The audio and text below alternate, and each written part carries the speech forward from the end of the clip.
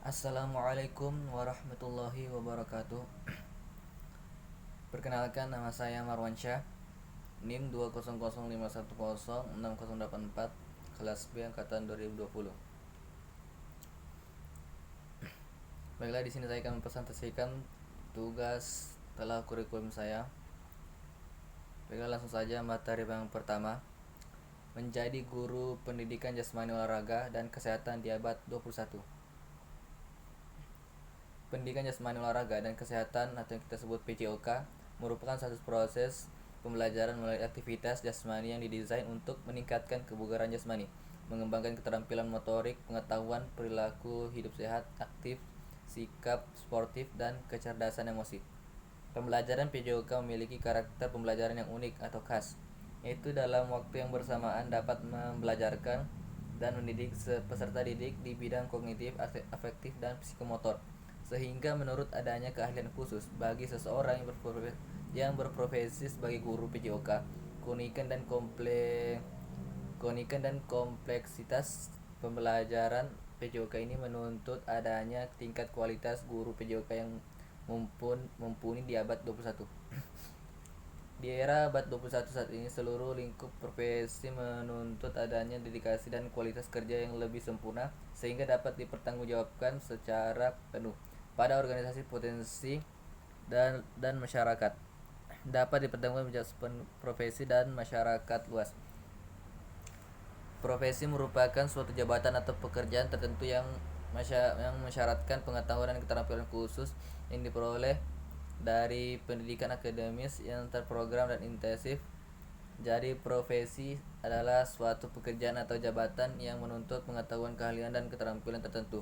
Guru merupakan profesi yang tugas utamanya membelajarkan dan mendidik peserta didik agar memiliki pengetahuan, sikap, dan keterampilan sehingga pada saat nanti berguna bagi nusa dan bangsa.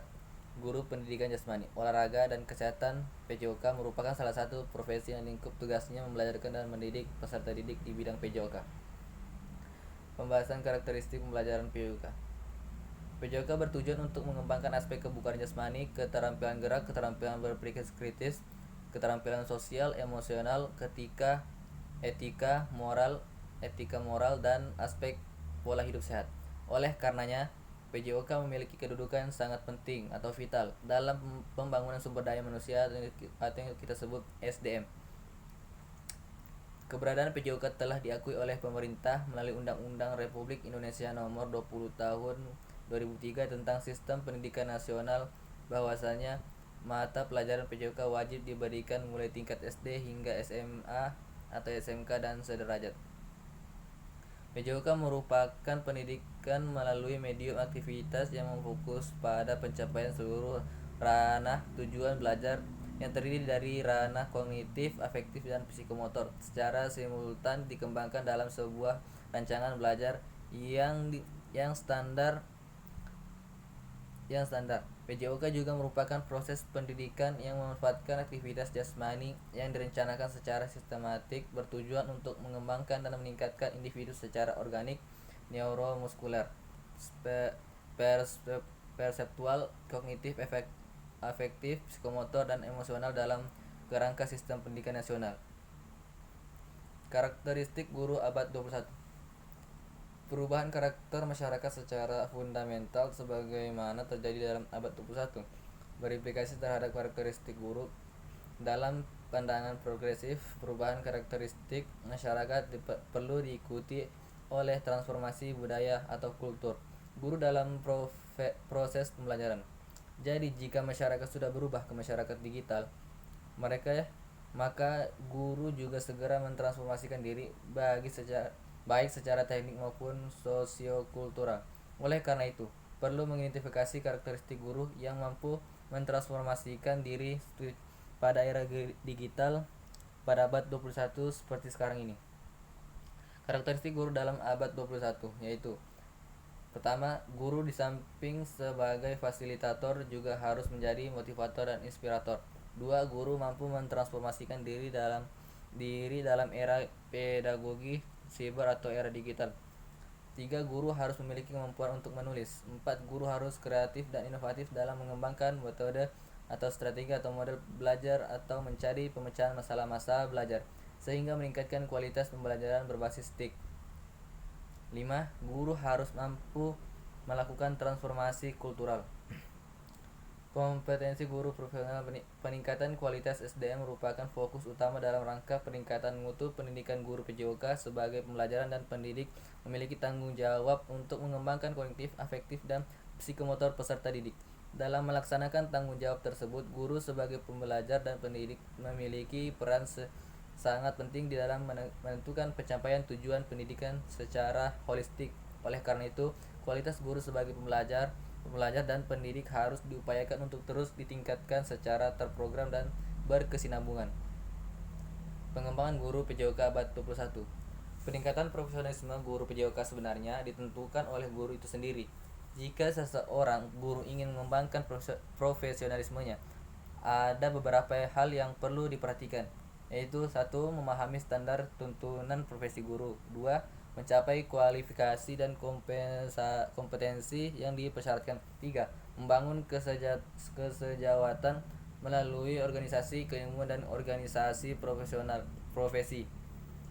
4. Mengembangkan etos kerja yang mengutamakan pelayanan bermutu tinggi. 5. Mengadopsi inovasi dan mengembangkan kreativitas. Profesionalisme guru PJOK. Profesionalisme berasal dari kata profession yang berarti pekerjaan. Menurut profession mengandung arti yang sama dengan occupation atau pekerjaan yang memerlukan keahlian yang diperoleh melalui pendidikan atau latihan khusus. Sedangkan menyebutkan bahwa profesionalisme berasal dari kata profesi yang artinya suatu bidang pekerjaan yang ingin atau akan ditekuni oleh seseorang. Profesi juga diartikan sebagai suatu jabatan atau pekerjaan tertentu yang mensyaratkan pengetahuan dan keterampilan khusus yang diperoleh dari pendidikan akademis yang intensif. Di sisi lain, menurut profesi mempunyai pengertian seseorang yang menekuni pekerjaan berdasarkan keahlian, kemampuan, teknik, dan prosedur berlandaskan intelektualitas. Pengertian profesi ini tersirat makna bahwa di dalam suatu pekerjaan profesional diperlukan teknik serta prosedur yang bertumpu pada landasan intelektual yang mengacu pada pelayanan yang ahli. Berdasarkan definisi di atas, maka dapat ditarik kesimpulan bahwa profesi adalah suatu pekerjaan atau keahlian yang mensyaratkan kompetensi, pengetahuan, intelektualitas, sikap, dan keterampilan tertentu yang diperoleh melalui proses pendidikan secara akademis. Guru penjaskes sebagai profesi berarti guru PJOK sebagian pekerja yang mensyaratkan kompetensi atau keahlian kewenangan dalam pembelajaran dan mendidik agar dapat melaksanakan pekerjaan tersebut secara efektif dan efisien serta berhasil guna di bidang PJOK.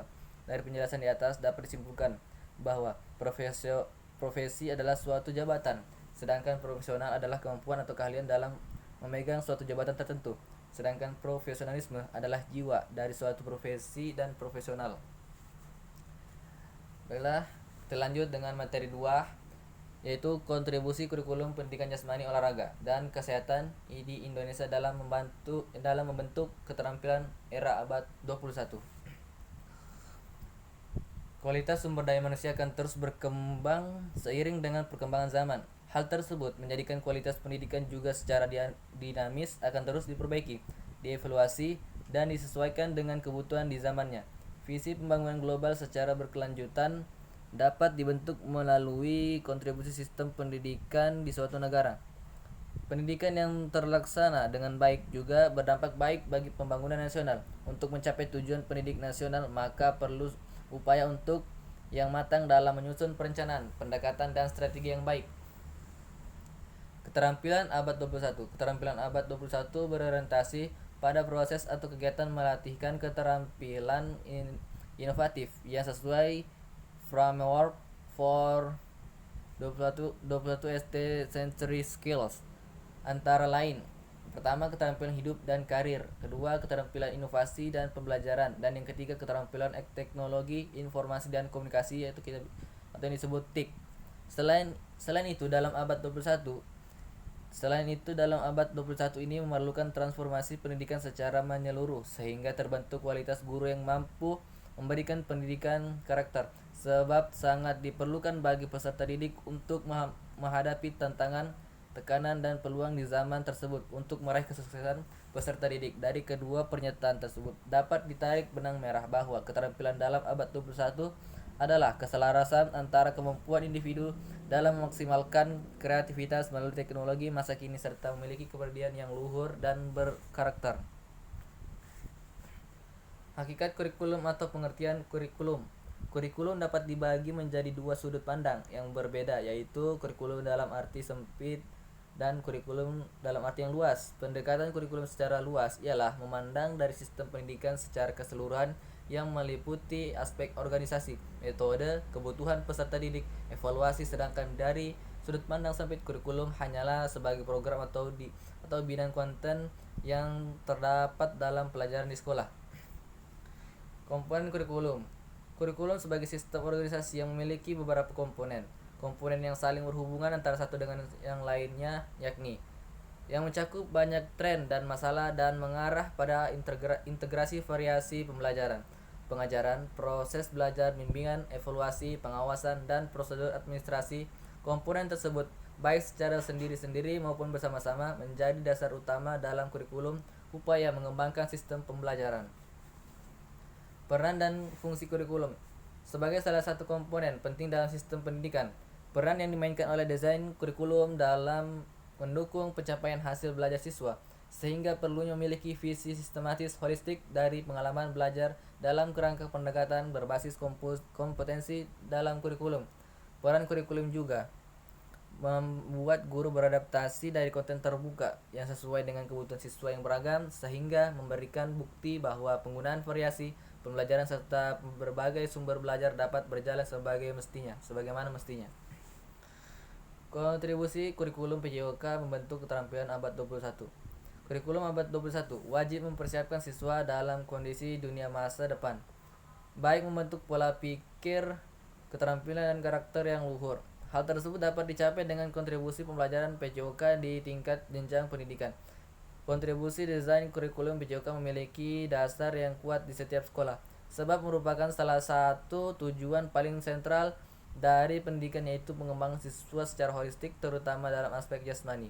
Dengan demikian, PJOK di sekolah merupakan aspek penting dalam sistem pendidikan akademis yang dapat memberikan pengaruh bagi bangsa untuk meraih tujuan dalam keterampilan abad ke-21.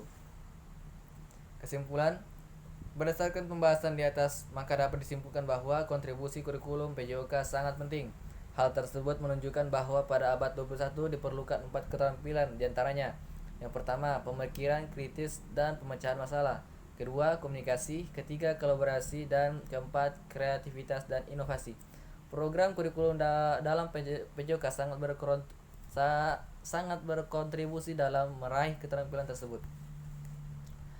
Selain itu, konsep dari program PJOK yang terkini tidak hanya mengadopsi gerakan olahraga untuk belajar, melainkan selama proses pembelajaran, guru dituntut untuk memfasilitasi siswa agar mereka berpikir kritis, kreatif, dan dapat bekerja sama dengan teman mereka.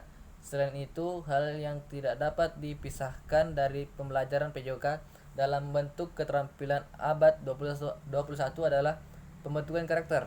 Karakter tersebut dapat dibentuk secara alami melalui pembelajaran PJOK sebab dalam PJOK memiliki nilai-nilai positif yang terkandung dalam dunia olahraga, antara lain kepemimpinan, sportivitas, saling menghargai, kejujuran, dan tanggung jawab. Lanjut, materi 3, pengembangan media pembelajaran PJOK berbasis ICT di SMP. Pemanfaatan media pembelajaran pada zaman milenium didukung kemajuan teknologi informasi dan komunikasi dapat digunakan oleh guru untuk mencapai hasil belajar yang lebih optimal. Ketidakmampuan pemanfaatan ICT bisa menjadi masalah yang bisa menghambat pencapaian tujuan proses pembelajaran. Penelitian ini bertujuan untuk mengembangkan model pembelajaran pendidikan jasmani, olahraga, dan kesehatan dengan menggunakan aplikasi Android. Pada era milenium sekarang, kemajuan ilmu pengetahuan dan teknologi atau yang kita sebut dengan iptek khususnya teknologi informasi dan komunikasi atau Information and Communication Technology atau ICT. Dengan demikian pesatnya kemajuan ICT ini tidak mempengaruhi kesenjangan yang terjadi dari proses pembelajaran yang ada di kota dengan pedesaan. Salah satu contoh konkret adalah penggunaan media pembelajaran yang masih jauh ketimpangan antara kota dengan desa. Media. Kata media berasal dari bahasa Latin yang merupakan bentuk jamak dari medium. Secara harfiah berarti perantara atau pengantar. Association for Education and Communication Technology (AICT) atau yang kita disebut AECT. Mengartikan kata media sebagai segala bentuk dan saluran yang dipergunakan untuk proses informasi. National Education Association atau NIA mendefinisikan media sebagai segala benda yang dapat dimanipulasikan, dilihat, didengar, dibaca atau dibicarakan beserta instrumen yang dipergunakan untuk kegiatan tersebut. Manfaat media pembelajaran. Banyak manfaat praktis yang diperoleh dari penggunaan berbagai media pembelajaran. Ada dalam melaksanakan proses belajar mengajar. Pertama, media pembelajaran dapat memperjelas penyajian pesanan dan informasi. 2. Media pembelajaran dapat meningkatkan dan mengarahkan perhatian siswa. 3. Media pembelajaran dapat menanggulangi keterbatasan indera, ruang, serta waktu. 4. Media pembelajaran dapat memberikan kesamaan pengalaman kepada siswa tentang peristiwa-peristiwa di lingkungan mereka. Bentuk dan jenis sumber belajar. Yang pertama, 1. Pesan, informasi, bahan ajar, cerita rakyat, dongeng, hikayat, dan sebagainya. 2. Orangnya, guru, instruktur, siswa, ahli, narasumber, tokoh masyarakat, pimpinan lembaga, tokoh karir, dan sebagainya. 3. Bahannya buku, transparansi, film, slides, gambar, grafik yang dirancang untuk pembelajaran, relief, candi, arca, komik, dan sebagainya. 4. Alat atau perlengkapan. Perangkat keras, komputer, radio, televisi, VCD atau DVD, kamera, papan tulis, generator, mesin, mobil, motor, alat listrik, obeng, dan sebagainya. 5. Pendekatan atau metode atau teknik, yaitu diskusi, seminar, pemecahan masalah, simulasi, permainan, sarasehan, percakapan biasa, diskusi, debat, talkshow, dan sejenisnya. Dan keenam, lingkungan, yaitu ruang kelas, studio, perpustakaan, aula, teman, kebun, pasar, tokoh, museum, kantor, dan sebagainya. Bagian 2, jenis-jenis sumber belajar ada 2, yaitu yang pertama, sumber belajar yang dirancang atau learning resources by design, yakni sumber belajar yang secara khusus dirancang untuk dikembangkan sebagai komponen sistem instruksional untuk memberikan fasilitas belajar yang terarah dan bersifat moral. Kedua, sumber belajar yang dimanfaatkan atau learning resource by utilization, yaitu sumber belajar yang tidak didesain khusus untuk keperluan pembelajaran dan keberadaannya dapat diterapkan dan dimanfaatkan untuk keperluan pembelajaran. Pembelajaran PJOK berbasis ICT menerapkan pendidikan jasmani yang berkualitas tinggi di sekolah sangat penting. Hal tersebut dapat memberikan para siswa dengan pengetahuan yang tepat, keterampilan, perilaku, dan kepercayaan diri untuk menjadi aktif secara fisik untuk hidup. Capaian ini didukung oleh pesatnya perkembangan teknologi informasi atau TI. Pada zaman sekarang ini membawa perubahan paradigma yang sangat besar dalam dunia pendidikan. Merupakan paradigma yang besar tersebut terlihat secara nyata dan nyata salah satunya adalah hal media pembelajaran dan cara peserta didik kita dalam memahami materi yang baru secara cepat dan praktis. Kesimpulannya, berdasarkan rancangan dan hasil penelitian pengembangan media pembelajaran pendidikan jasmani olahraga dan kesehatan PJOK tingkat SMP untuk permainan bola besar, dapat disimpulkan bahwa langkah yang dilakukan dalam pengembangan media pembelajaran yaitu: yang pertama, pengumpulan data awal. 2. Perencanaan. 3. Pengembangan draft produk. 4. Uji coba lapangan awal. 5. Merevisi hasil uji coba. 6. Uji coba lapangan. 7. Menyempurnakan produk hasil ujian lapangan. 8. Uji pelaksanaan lapangan. 9. Menyempurnakan produk akhir. Dan 10. Diseminasi dan implementasi.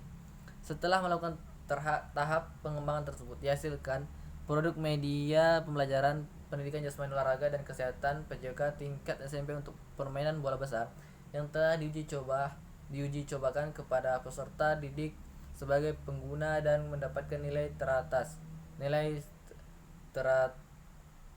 skor sebesar 4,349 dengan kriteria sangat baik. Baiklah, itulah tadi hasil presentasi saya. Jika ada salah-salah kata dan kekurangan mohon dimaafkan. Saya Marlansyah undur diri. Sekian dan terima kasih. Wassalamualaikum warahmatullahi wabarakatuh.